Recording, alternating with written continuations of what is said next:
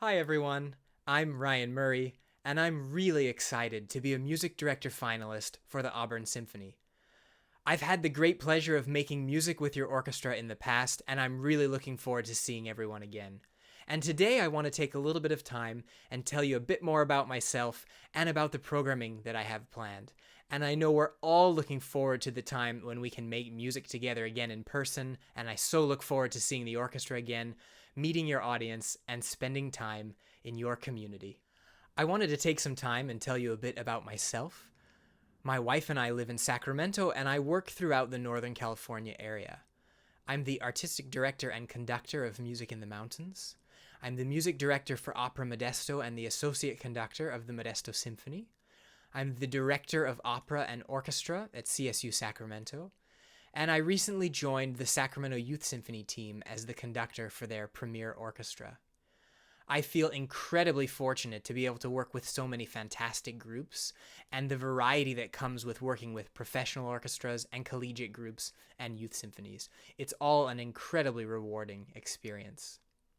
I graduated from Sacramento State with a bachelor's in bassoon and voice performance. And after graduating, I spent the next several summers in Europe studying conducting, including one amazing summer with the Vienna Philharmonic as the winner of the Ansbacher Fellowship. Recently, I finished a degree in music business with the Berklee College of Music in Boston, and I learned a lot about how music can work in the modern era and how music and technology come together, which has been incredibly helpful as we all prepare these virtual performances that we've been working on. And I've made several virtual performances this year so far, but there are a couple I thought you might enjoy seeing. One of myself playing bassoon of Schumann's Dichterliebe, and another of myself singing Sicut Cervus of Palestrina and mixing together all four voice parts.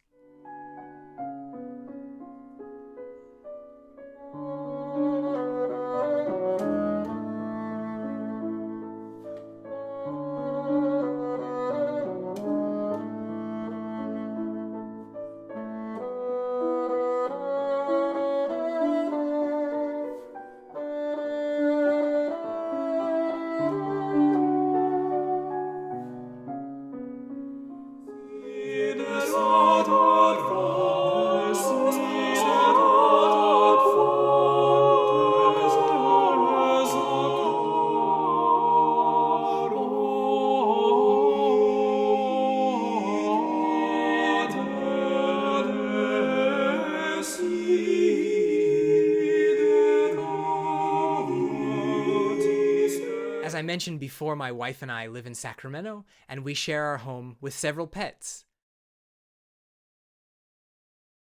Another fun fact about me, in addition to playing classical music, I also play the Great Highland Bagpipe. And when my concert schedule wasn't so busy, I spent several summers competing in Canada and in Scotland. Okay, so enough about me. Let's talk about the upcoming program. I'm really excited about the program that I've put together for all of you, and I wanted to talk a little bit about how it came to be. So you may already know that I'm a big opera fan. I love working with singers, and I'm really lucky to conduct a lot of opera. I just enjoy that theatrical element that gets added to music in opera performances.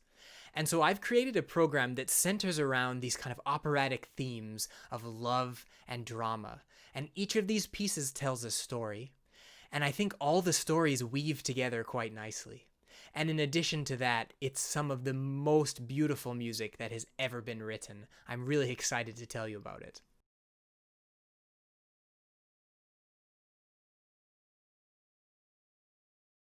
So we'll open the program with one of my favorite orchestral showpieces, the Danse Bacchanal from Samson and Delilah. This is really a tour de force for the orchestra, and it features all of the sections of the orchestra really well, including an amazing opening oboe solo, this beautiful string melody in the middle,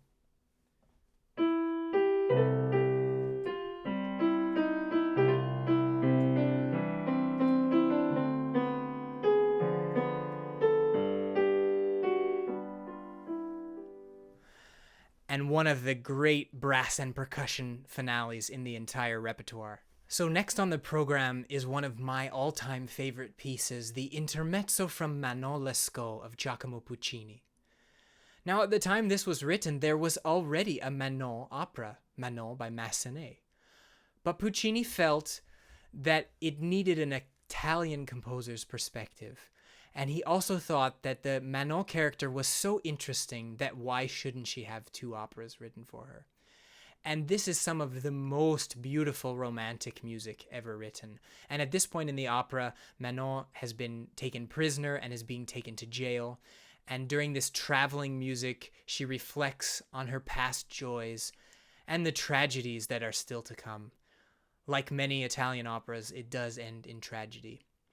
But in the middle, we're treated with this absolutely incredible music that has some great solos for our principal strings and some of the most beautiful of Puccini's melodies.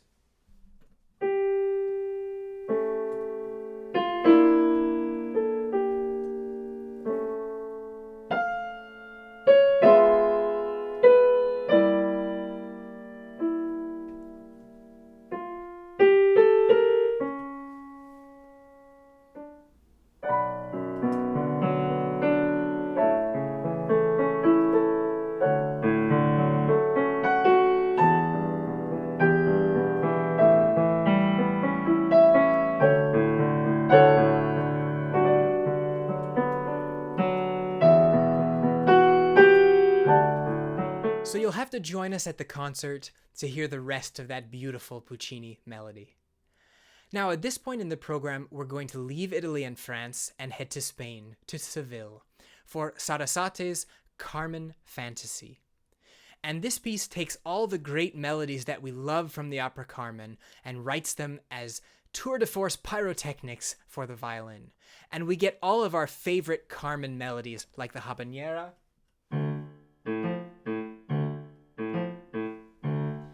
and the Aragonese,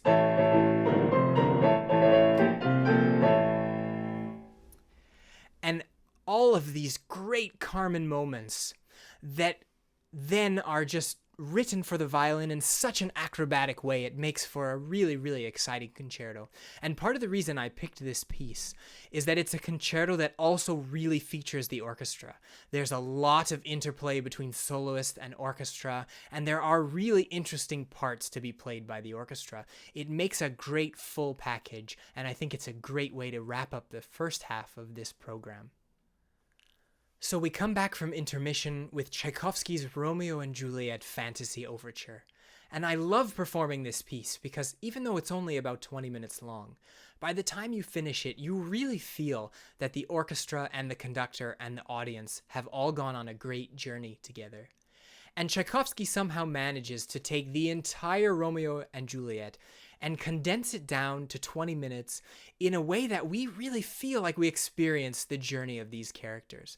And he does that through some of the most beautiful melodies ever written and through his brilliant use of orchestration, the way that he combines the instruments of the orchestra.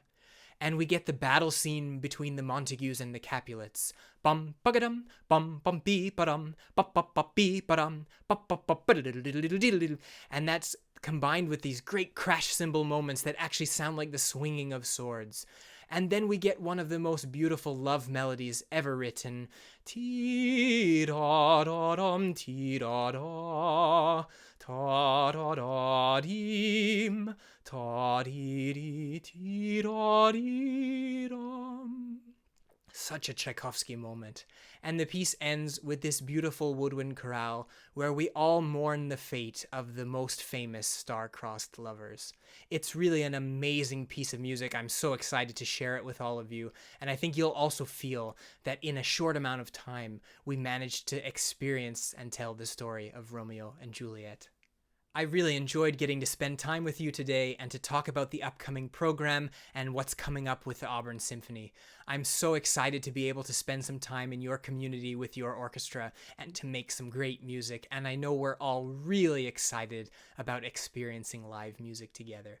So I really look forward to seeing all of you soon, and thank you for joining me today.